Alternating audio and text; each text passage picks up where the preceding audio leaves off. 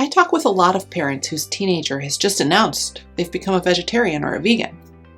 The first question I'm usually asked by these parents is this diet safe and healthy for my teen? The often unspoken underlying question is whether or not it's a good parenting decision to let your teen make this type of life decision. That I cannot decide for you. However, for most teens, a vegetarian diet can be accomplished in a healthy way with a little education and some intentional effort to eat balanced meals.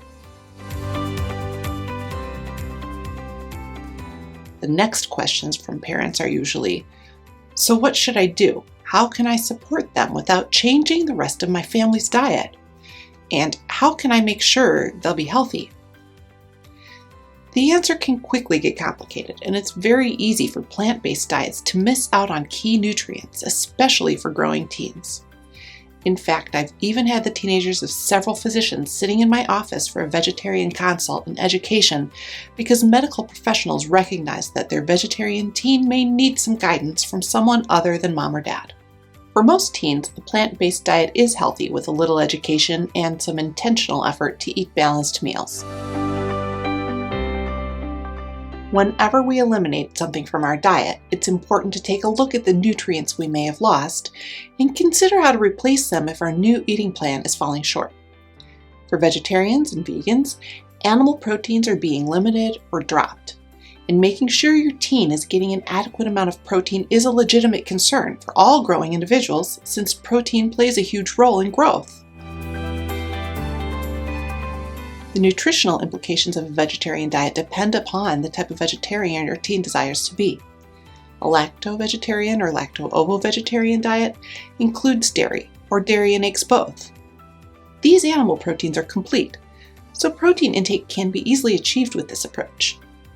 For a teen who decides to be vegan, more education and support is required due to the complexity of mixing plant proteins to ensure adequate amino acid intake to synthesize protein in the body.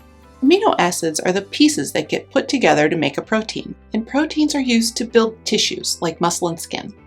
Think of a Lego set. The amino acids are the individual Legos needed to complete the full Lego project. Vegan Lego sets come with a few pieces missing because plant proteins don't contain a full balance of amino acids needed for the human body. But if you know which missing pieces are needed to complete the project, it's easy to fill in with other things you have on hand. It just takes a little more effort and knowledge.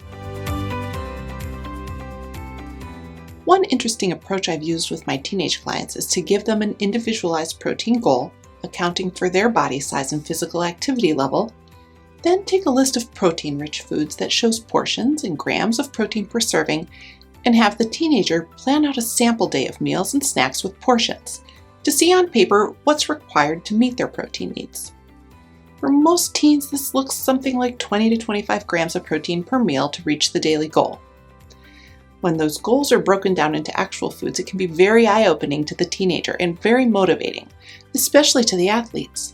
For example, I recently met with a 125-pound young cross-country runner. She was struggling to improve her race times and recently had become a vegetarian. We took a look at her diet and her recent food intake. For a 125-pound teen runner, I recommended she eat at least 70 grams of protein per day.